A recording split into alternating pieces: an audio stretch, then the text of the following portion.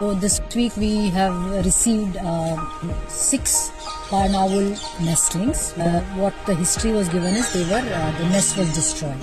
What is happening is people consider them inauspicious or bad omen, and they when they find the nest, instead of just leaving it, they disturb the nests, they chase away the parents, and they try to eliminate the So then they call us saying, "Oh, the nest was fallen down."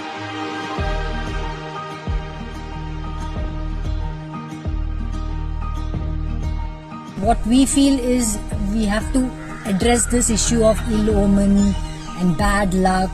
No animal is bad luck. In fact, they are very good if you have them around your premises because they're the best rodent control. We request that people do not disturb them because this is their nesting season, December, January. So if you find nestlings of barn owl chicks, please do not disturb them.